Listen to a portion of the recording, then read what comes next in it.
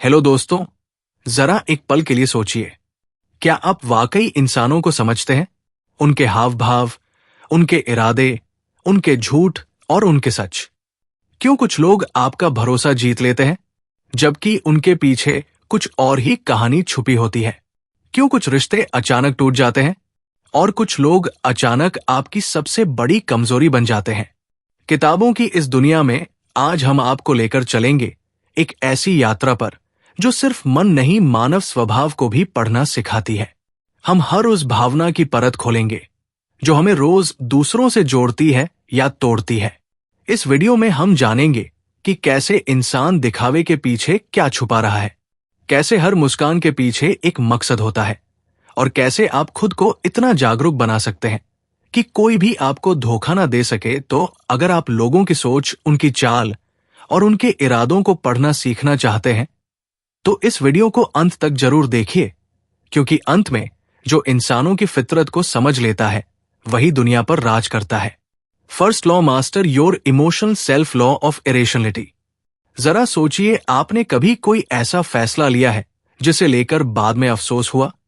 कोई ऐसा कदम जो गुस्से, डर या जल्दबाजी में उठाया गया था?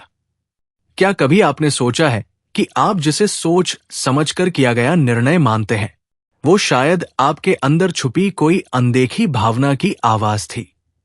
हम सब अपने आप को तार्किक मानते हैं कि हम अपने फैसले सोच समझ कर लेते हैं। पर सच्चाई क्या है? सच्चाई यह है कि हमारे फैसलों पर हमारी भावनाएं राज करती हैं। गहराई से देखें तो हम में से हर कोई किसी ना किसी भावना का गुलाम है। गुस्सा, ईर्ष्या, लालच, असुरक्षा या फिर झूठा गर्व। कल्पना कीजिए, एक बिजनेस मीटिंग में आप बैठे हैं। सामने वाला इंसान आपकी बातों को काटता जा रहा है। आपका चेहरा मुस्कुराता है, लेकिन भीतर आग लग चुकी है। आप जानते हैं कि गुस्सा दिखाना सही नहीं होगा। फिर भी जैसे ही मीटिंग खत्म होती है, आप एक ऐसा फैसला कर बैठते हैं जो उस गुस्से का बदला ले सके। यही तो है इमोशंस का जाल, जहां हम सोचते हैं कि हम निर्णय ले रहे हैं, पर असल में वो हमारी भावनाएं होती हैं जो पर्दे के पीछे से हमें नचा रही होती है। यही कारण है कि हर महान लीडर, हर सफल व्यक्ति सबसे पहले अपने इमोशंस का मास्टर बनता है, क्योंकि जो खुद पर काबू नहीं पा सकता वो दूसरों पर क्या असर डालेगा। हम बचपन से सिखाए जाते हैं कि रोना गलत है, डरना कमजोरी है और गुस्सा पाप है। हम सीखते ही नहीं कि इन भावनाओं को पहचाने, उन्हें समझे। हम उन्हें दबाते हैं, पर दबाई गई भावना ज्वालामुखी की तरह होती है, धीरे धीरे अंदर उबलती रहती है और फिर एक दिन फट पड़ती है। इस अध्याय की शुरुआत हमें वहां ले जाती है जहां हम अपनी ही परछाइयों से डरते हैं, जहां हम अपनी गलतियों को दूसरों पर थोपते हैं, जहां हम हर हार की वजह कोई और मान लेते हैं। अब कल्पना कीजिए एक इंसान की जो हर मुश्किल में शांत रहता है, जिसे लोग उकसाने की कोशिश करते हैं पर वो हंसकर बात को मोड़ देता है, जो तब भी सही निर्णय लेता है जब हालात नफरत से भरे हो। वो इंसान कोई सुपर हीरो नहीं है, वो बस अपने इमोशंस का मालिक बन चुका है। ऐसा बनना कोई जादू नहीं, पर इसके लिए पहले अपने अंदर की परतें खोलनी होंगी। हर उस भावना को पहचानना होगा जो हमें कमजोर बनाती है। जब आपको गुस्सा आए, खुद से पूछिए, क्या इसका कारण वाकई सामने वाला है? जब आप डरे हो, पूछिए, क्या डर असली है या मेरे दिमाग का खेल है? जब आप किसी से नफरत करें, गहराई से जानिए, क्या ये नफरत असल में किसी अपने से मिली चोट है? हर बार जब हम इमोशंस के बहाव में बह जाते हैं, हम अपने जीवन की बागडोर किसी और के हाथ में दे देते हैं। पर जब हम खुद को रोकते हैं, अपनी भावनाओं को समझते हैं, तो हम खुद को, अपनी किस्मत को बदलने की ताकत पाते हैं। इस अध्याय का सार यही है कि आप जितना अपने इमोशंस को जानेंगे, उतना ही आप दुनिया को जान पाएंगे। क्योंकि अंत में जिंदगी का असली मास्टर वही होता है जो अपने अंदर के तूफान को चुपचाप बैठकर सुन सकता है, बिना डरे, बिना भागे।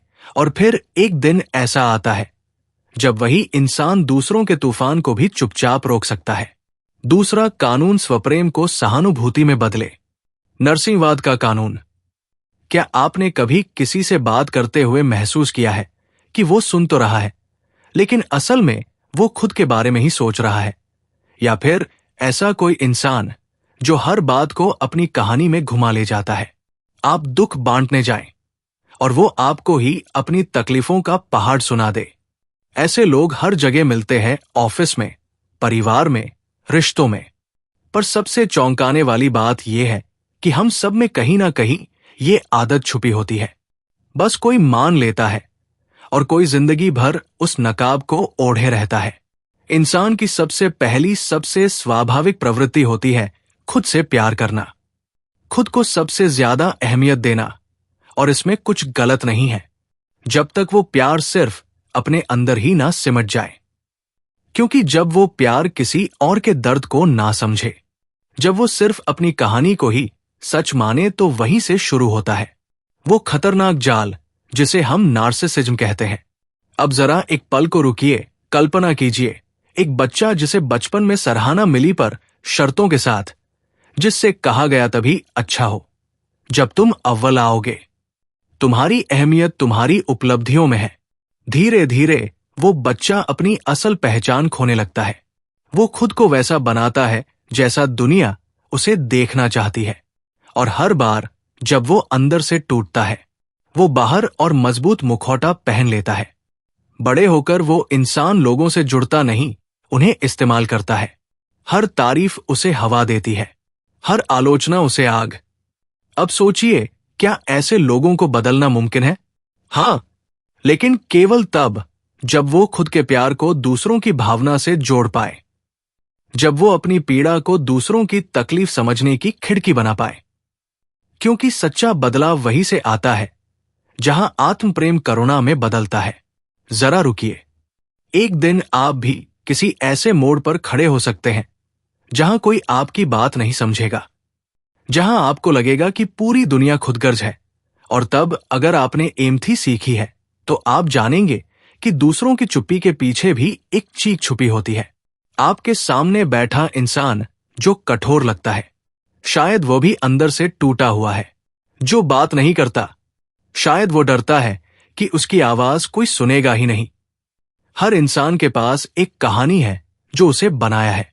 अगर हम उन कहानियों को सुनना सीख जाए, तो रिश्ते टूटेंगे नहीं, बनेंगे।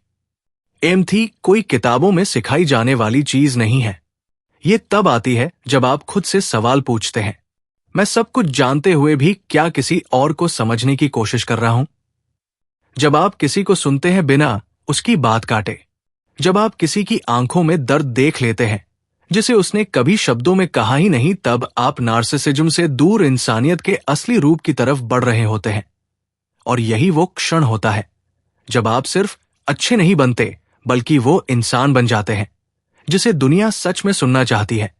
क्योंकि इस दुनिया में सबसे बड़ी कमी पैसों की नहीं, बल्कि उस इंसानी स्पर्श की है जो बिना शब्दों के भी सब कह जाए। तो आइए खुद को जानिए, अपने अंदर के शोर को शांत कीजिए और फिर दूसरों की धड़कनों को सुनना शुरू कीजिए। क्योंकि जब आप खुद को महसूस करना सीख जाते हैं, तभी आप दूसरों को भी सच में महसूस कर पाते हैं। Third law see through people's mask law of role playing. क्या आपने कभी किसी को पहली बार देखा और सोचा क्या शानदार इंसान है ये? और फिर वक्त के साथ वही इंसान आपकी जिंदगी का सबसे बड़ा धोखा बन गया। या फिर ऐसा हुआ हो कि कोई बेहद शांत, मीठा बोलने वाला शख्स अचानक झर उगलने लगे और आप समझ ही ना पाए कि असली चेहरा क्या था और नकाब कौन सा। सच तो यह है, हर इंसान एक रोल निभा रहा है। हर कोई एक ऐसा चेहरा पहने घूम रहा है जो समाज ने उसे सिखाया है, जो रिश्तों ने उसे मजबूर किया है पहनने को, या जो उसके डर और लालच ने उसे उड़ा दिया है। और यही नकाब हमारी सबसे बड़ी भूल बन जाता है, क्योंकि हम उस चेहरे पर भरोसा कर लेते हैं जो दिखाया जाता है, ना कि उस सच्चाई पर जो छुपाई जाती है। कल्पना कीजिए एक आदमी जो हर वक्त आपकी तारीफ करता है, जो हर बात में हाँ कहता है, जो आपकी हर बात पर सहमति जताता है। वो वाकई आपका शुभचिंतक है, या वो सिर्फ आपकी कमजोरी को समझ रहा है ताकि सही वक्त पर वार कर सके? दुनिया एक रंगमंच है और हर इंसान एक कलाकार। किसी को झूठ छुपाने के लिए अभिनय करना पड़ता है, तो किसी को खुद की सच्चाई से बचने के लिए पर जो इंसान इन नकाबों को पढ़ना सीख जाता वो कभी किसी धोखे का शिकार नहीं बनता, क्योंकि उसे लोगों की नजरों से ज्यादा उनके इरादों को पढ़ना आता है। अब सवाल उठता है, क्या हर मुस्कुराता चेहरा फरेब है? नहीं, लेकिन हर मुस्कान भरोसे के लायक भी नहीं होती। हर इंसान की आंखें उसकी भाषा से कहीं ज्यादा बोलती है। उनके शरीर की हर हरकत उनके इरादों का सुराग देती है। जब कोई बहुत ज्यादा सही बनने की कोशिश करता है तो वो अक्सर कुछ छुपा रहा होता है। आपने नोट किया होगा, कुछ लोग बहुत ज्यादा विनम्र होते हैं, इतने कि वो अपने विचार ही नहीं रखते।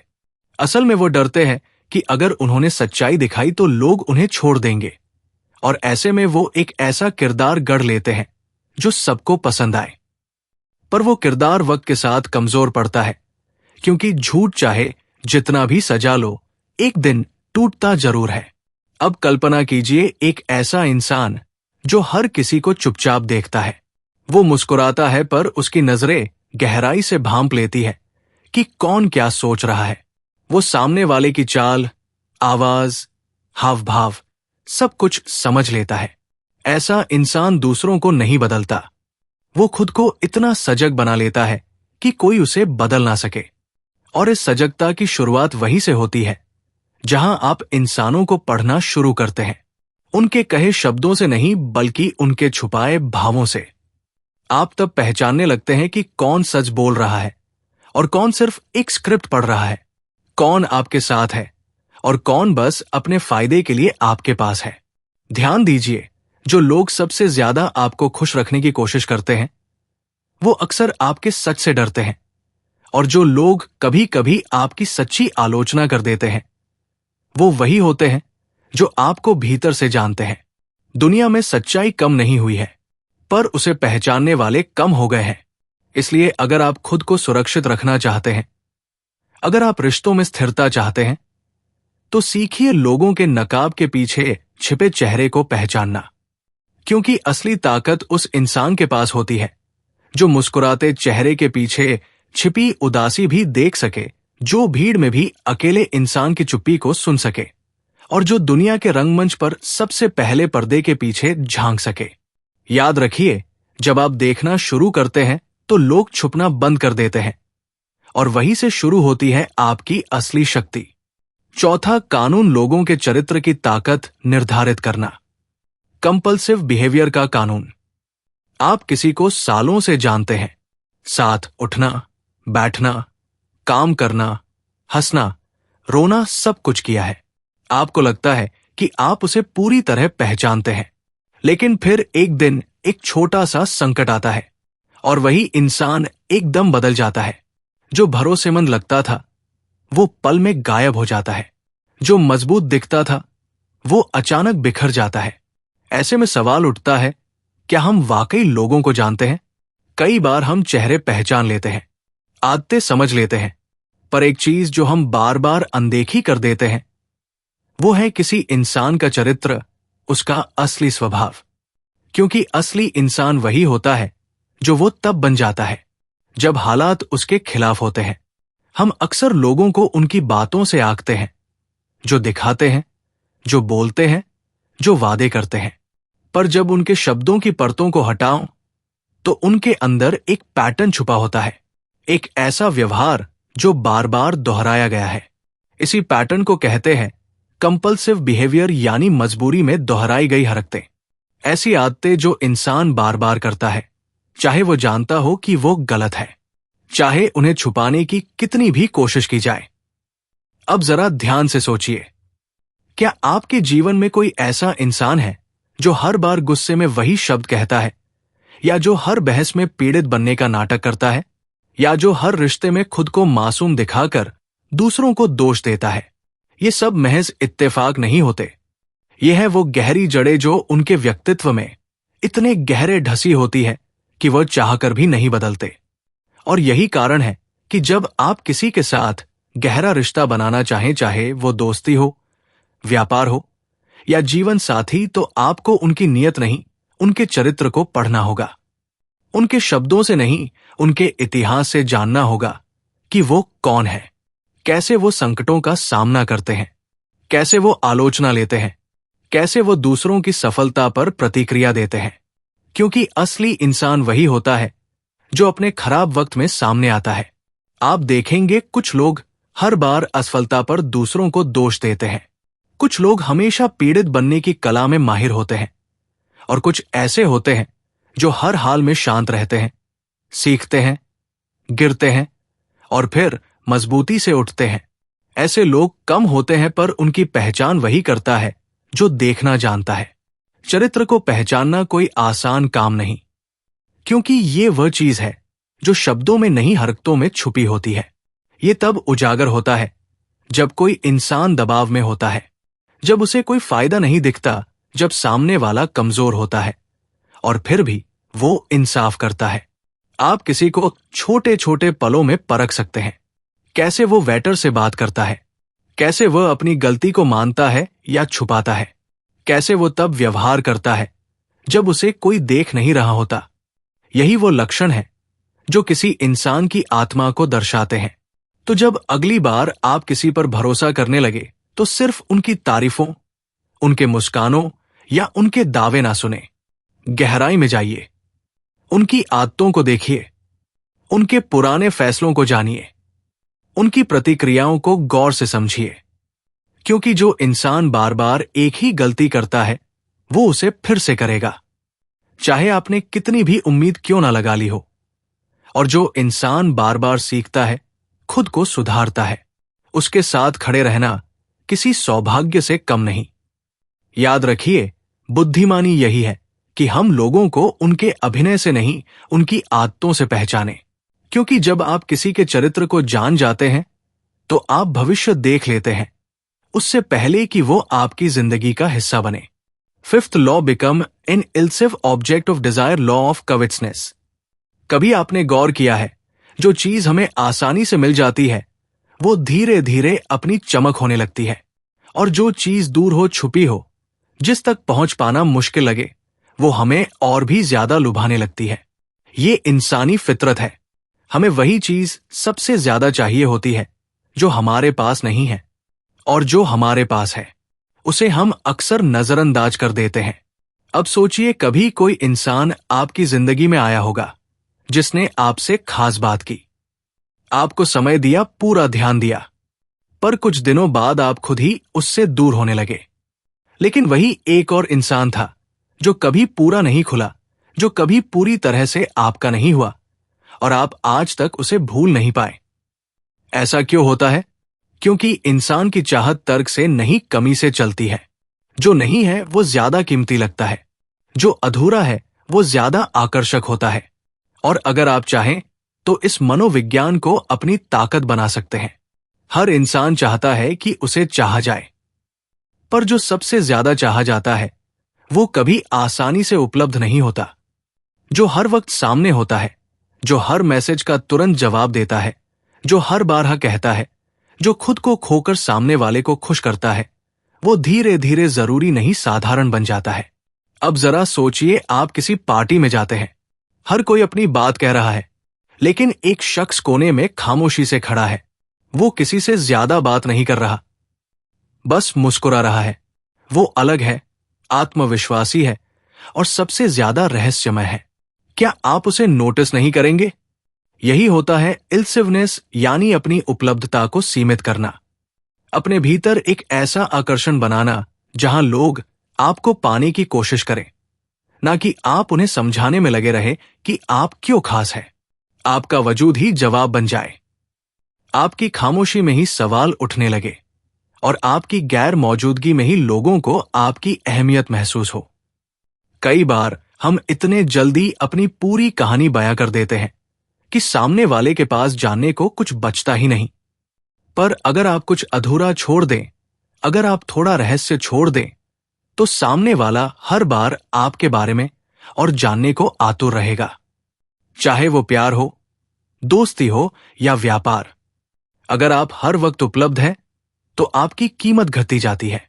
लेकिन अगर आप कभी कभी दूर रहें, कभी कभी ना कहें, कभी कभी खुद को सिर्फ अपने लिए रखें, तो लोग आपकी मौजूदगी को चाहत समझने लगते हैं। ध्यान रखिए, लोगों को उनकी जरूरतें नहीं बांधती, उन्हें उनकी ख्वाहिशें बांधती हैं, और ख्वाहिश वही पलती है जहां चीज पूरी नहीं होती। तो जब आप खुद को एक ऐसे मुकाम पर लाते हैं जहां आप खुद अपनी सबसे बड़ी प्राथमिकता होते हैं, जहां आप हर किसी को खुश करने की कोशिश नहीं करते, जहां आप अपनी सीमाएं रखते हैं, तो आप खुद ब खुद एक इल्यूसिव ऑब्जेक्ट ऑफ डिजायर बन जाते हैं। लोग आपको समझना चाहेंगे, पाना चाहेंगे, क्योंकि अब आप उन्हें भागते हुए नहीं मिल रहे, आप उन्हें सोचने पर मजबूर कर रहे हैं। और यही है असली ताकत, खुद को इतना खास बना लेना कि आपकी कमी एक ख्वाहिश बन जाए। याद रखिए, जो इंसान सबको खुश करने में लगा रहता है वो कभी खुद को खास नहीं बना पाता, पर जो इंसान खुद में पूर्ण है वो दुनिया के लिए एक अधूरी सी पहेली बन जाता है, और दुनिया हमेशा ऐसी पहेलियों को हल करना चाहती है। 6 law, change your circumstances by changing your attitude. Law of self साबोटाज। क्या आपने कभी यह महसूस किया है कि आप कितनी भी मेहनत कर लें, हर बार जैसे किस्मत ही आपके खिलाफ होती है। हर बार कुछ ऐसा हो जाता है जो आपकी मेहनत, आपकी उम्मीदों और आपके सपनों को तोड़ देता है। शायद आपको लगता है कि यह दुनिया ही गलत है, लोग आपकी कद्र नहीं करते, हालात हमेशा आपके विरोध में रहते हैं, या फिर आपके साथ कुछ तो ऐसा है जो हर बार चीजें बिगाड़ देता है। पर क्या आपने कभी ये सवाल खुद से पूछा है कि कहीं ये सब बाहर नहीं, आपके अंदर से तो नहीं हो रहा? कहीं ऐसा तो नहीं कि आप ही हैं जो खुद की सबसे बड़ी रुकावट बन चुके हैं? जिंदगी में सबसे खतरनाक दुश्मन वो होता है जो हमें बाहर नहीं हमारे भीतर मिलता है, और उसका नाम है सेल्फ सबोटेज।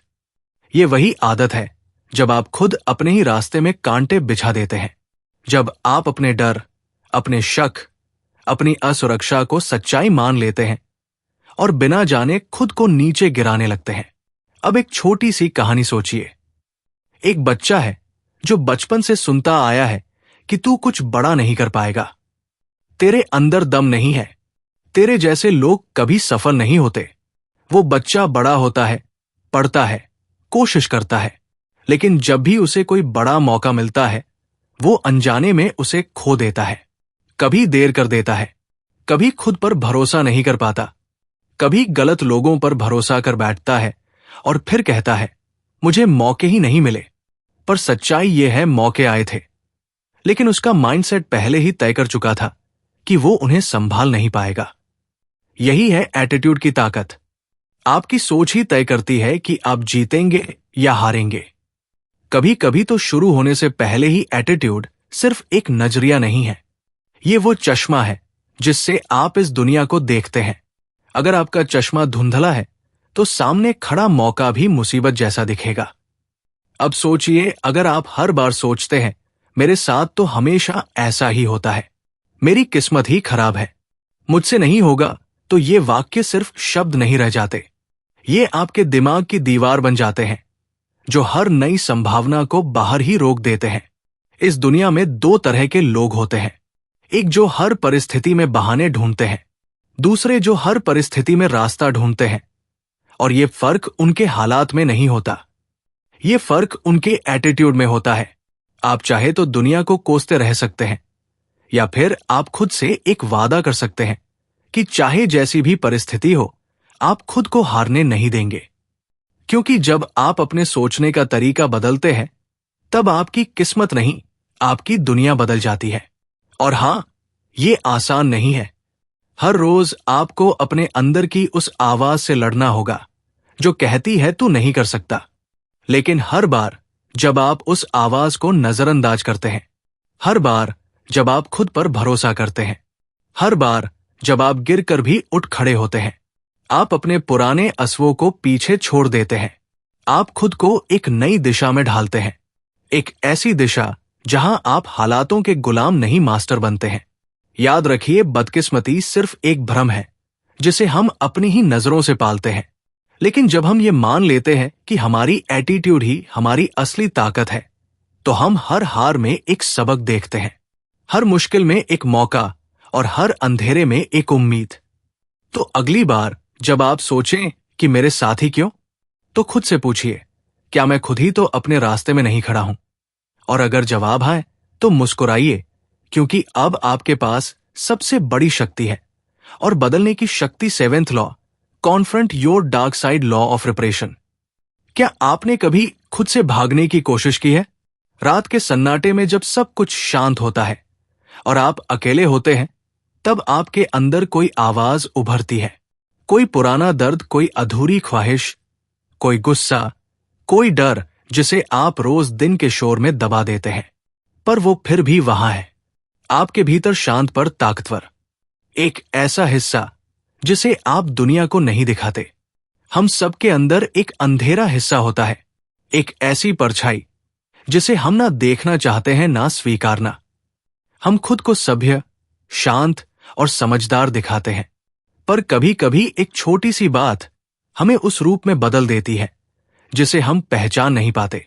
आपने देखा होगा, कोई शांत दिखने वाला व्यक्ति अचानक किसी बात पर उग्र हो जाता है। कोई हंसता हुआ चेहरा अकेले में टूट जाता है। कोई विनम्र इंसान जरा सी आलोचना पर बेकाबू हो जाता है। क्यों? क्योंकि हम अपने अंदर के अंधेरे को नहीं पहचानते। हम उसे दबा देते हैं, छुपा देते हैं और सोचते हैं कि वो कभी बाहर नहीं आएगा। लेकिन वो आता है, और तब आता है जब हम सबसे कमजोर होते हैं।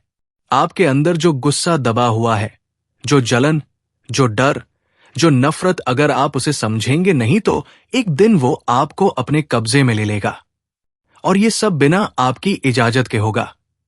अब जरा सोचिए, अगर आप उस अंधेरे को पहचान ले, उसे देखें, समझें और उसे अपने ही हथियार में बदल दें, तो क्या आप और भी ताकतवर नहीं हो जाएंगे? यहां कोई ज्ञान की बात नहीं हो रही, यहां खुद के उस हिस्से की बात हो रही है जिसे आप खुद से भी छुपाते हैं। कभी आपने किसी को तकलीफ दी और बाद में खुद को दोषी महसूस किया। कभी किसी की सफलता से चिढ़ हुई लेकिन चेहरे पर मुस्कान बनाए रखी। कभी खुद को बड़ा दिखाने के लिए झूठ बोला। ये सब संकेत है कि आपके भीतर एक ऐसी शक्ति है जो नियंत्रित नहीं दबी हुई है, और जो चीज दबती है वो एक दिन विस्फोट बन जाती है। इंसान तभी पूरा बनता है जब वो अपने उजाले के साथ साथ अपने अंधेरे को भी स्वीकार करता है, क्योंकि जो अपनी परछाइयों से भागता है वो कभी खुद को जान ही नहीं पाता। सच्चा आत्मविश्वास वहीं से आता है जब आप कह सके, हाँ, मेरे अंदर कमियां हैं, पर मैं उन्हें छुपा नहीं रहा, मैं उन्हें समझ रहा हूं। अब सवाल है, इस अंधेरे से निपटा कैसे जाए? पहला कदम है ईमानदारी।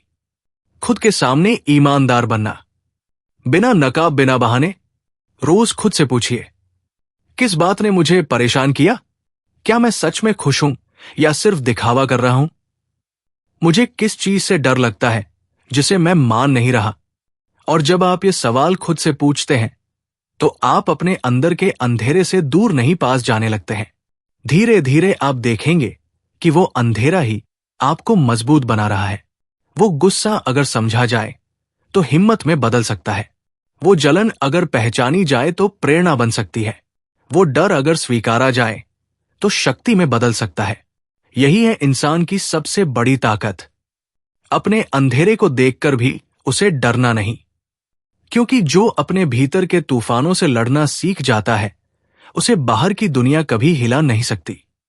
तो अगली बार जब आप खुद को किसी गलत भावना में डूबा पाए, उसे दबाने की कोशिश मत कीजिए।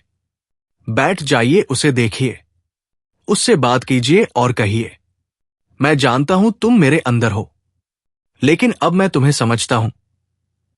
उस पल से आप औरों से नहीं, खुद से जीतने लगते हैं, और ये जीत दुनिया की किसी भी लड़ाई से बड़ी होती है। 8वां कानून, सावधानी से काम ले। कानून इनवी कभी कभी जिंदगी में ऐसा होता है कि आप किसी के साथ अपनी खुशी बांटना चाहते हैं। एक नई नौकरी मिली, कुछ बड़ा हासिल किया या कोई सपना पूरा हुआ। आप उम्मीद करते हैं कि सामने वाला आपकी खुशी में खुश होगा, लेकिन उसकी मुस्कान थोड़ी फीकी लगती है, उसकी आंखें कुछ और कहती है, जैसे आपकी सफलता उसे चुभ रही हो। क्या आपने कभी ये महसूस किया है? कभी ऐसा हुआ है कि आपने अपना बेस्ट दिया और जिस इंसान को आप सबसे करीब मानते थे वही आपसे दूर होने लगा। आप समझ ही नहीं पाते कि गलती कहां हुई, पर सच्चाई यह गलती नहीं थी, बल्कि ईर्ष्या थी। एक ऐसी भावना जो नजर नहीं आती, लेकिन रिश्तों की बुनियाद को अंदर से खोखला कर देती है। एनवी एक शब्द जो छोटा लगता है, लेकिन इसका असर जिंदगी के हर कोने में फैल जाता है, क्योंकि इंसान की सबसे पुरानी, सबसे छुपी और सबसे खतरनाक भावना यही है। अब सोचिए, हम सब ने कभी ना कभी ईर्ष्या महसूस की है। जब किसी की किस्मत चमकी और हमारी नहीं, जब किसी को वो मिला जिसके लिए हमने दुआ मांगी थी, जब कोई वो बोल गया जो हम हमेशा कहना चाहते थे। ये एक कड़वा सच है। ईर्ष्या इंसानी दिल का वो कोना है जो सबसे गहराई में छुपा होता है और सबसे पहले जहर बनता है। लेकिन क्या ईर्ष्या सिर्फ दूसरों को होती है? नहीं, कई बार हम खुद भी इसका शिकार होते हैं, पर हम इसे पहचान नहीं पाते। हम सोचते हैं कि उसकी किस्मत अच्छी है, उसके पास पैसे हैं, इसलिए वो सफल है, उसे मौके मिले, मुझे नहीं। ये सब बहाने नहीं हैं, ये हमारे फ्रजाइगों की आवाज है। एक ऐसा अहंकार जो खुद को कमजोर महसूस नहीं करना चाहता, जो सामने वाले की चमक को देखकर खुद को छोटा समझने लगता है और फिर धीरे धीरे अंदर से जलता है। पर इससे भी ज्यादा खतरनाक बात यह है, ईर्ष्या अक्सर चेहरे पर मुस्कान लेकर आती है। वो आपको गले भी लगाएगी, आपकी तारीफ भी करेगी, लेकिन पीठ पीछे आपको गिराने का मौका ढूंढेगी। और सबसे ज्यादा ये उन लोगों में दिखती है जो खुद को आपसे कम मानते हैं पर कभी मानते नहीं। अब सोचिए, अगर आप ऐसे लोगों से घिरे हैं तो आपको सबसे पहले चेहरों के पीछे की नजरें पढ़नी आनी चाहिए, क्योंकि जो इंसान हर वक्त आपकी नकल करता है, जो आपके कदम पर नजर रखता है, जो आपके अच्छे पलों पर खामोश रहता है, वो अक्सर आपका सबसे बड़ा जलन रखने वाला होता है। पर यहां एक और सच्चाई छुपी है, आप भी किसी का ऑब्जेक्ट ऑफ एनवी हो सकते हैं। आपका आत्मविश्वास, आपकी मेहनत, आपकी ऊर्जा किसी और के लिए वो आईना बन सकती है जिसमें उन्हें खुद की कमियां दिखाई देती है। तो क्या इसका मतलब यह है कि हम सफल होना छोड़ दें? बिल्कुल नहीं। इसका मतलब यह है कि हमें समझदारी से जीना सीखना होगा। हर सफलता पर दुनिया को बताना जरूरी नहीं, हर जीत को सबके साथ बांटना जरूरी नहीं। कभी कभी खामोशी सबसे बड़ी ढाल होती है, जो आपको उन निगाहों से बचा सकती है जिनमें मुस्कान कम और जलन ज्यादा होती है। और सबसे जरूरी बात, जब आप खुद के अंदर ईर्ष्या की चिंगारी देखें तो उसे पहचानिए, उसे दबाइए नहीं, बल्कि पूछिए, मुझे उसकी सफलता क्यों चुभ रही है? क्या मैं उससे सीख सकता हूं या सिर्फ जलता रहूंगा? क्योंकि जो इंसान अपनी ईर्ष्या को पहचान लेता है, वो खुद की सबसे बड़ी कमजोरी को ताकत में बदल सकता है। याद रखिए, ईर्ष्या का इलाज कंपैरिजन नहीं, क्लैरिटी है। जब आप जान जाते हैं कि आपकी दौड़ किसी और से नहीं है, बल्कि सिर्फ खुद से है, तब आप आजाद हो जाते हैं। और जब आप आजाद हो जाते हैं, तो दुनिया आपको देखकर नहीं जलती, बल्कि आपसे सीखती है। तो दोस्तों, ये थी डिकोड ह्यूमन नेचर की वो 10 अनकही, अनसुनी पर गहराई से भरी बातें। हर अध्याय हमें खुद से एक कड़ा सवाल पूछने पर मजबूर करता है, मैं वाकई इंसानों को समझता हूं या सिर्फ उनके चेहरे देखता हूं? इस किताब ने हमें यह सिखाया कि इंसान सिर्फ जो बोलता है वही नहीं होता, वो जो छुपाता है वही असली होता है। हमने जाना कि लोग क्यों बदलते हैं, क्यों मुस्कान के पीछे जलन छुपी होती है, क्यों कोई हमें छोड़कर चला जाता है जबकि सब ठीक लग रहा था। और सबसे जरूरी, हमने सीखा कि अगर हम दूसरों को समझना चाहते हैं तो पहले खुद को पढ़ना होगा। हर नियम, हर भावना, हर संघर्ष आपको अपने भीतर की परतों से मिलाने आया था, क्योंकि जब आप खुद को समझ जाते हैं तब दुनिया की चाल भी आपको धोखा नहीं दे सकती। और अब अगर ये वीडियो आपको थोड़ा भी सोचने पर मजबूर कर गया हो, अगर आपने कहीं ना कहीं खुद को इनमें पहचाना हो, तो इस वीडियो को जरूर लाइक कीजिए, शेयर कीजिए और पोपू मामा ऑडियो बुक चैनल को सब्सक्राइब करना मत भूलिए। हम हर किताब के जरिए आपको खुद से जोड़ने आए हैं। हर शब्द, हर कहानी या पई के परतब आपकी जिंदगी का हिस्सा बन सके, बस यही मकसद है। तो मिलते हैं अगली किताब, एक नए सफर और खुद के एक और अनदेखे चेहरे के साथ। तब तक याद रखिए, दुनिया को बदलने से पहले जरूरी है खुद को जानना। Thank you.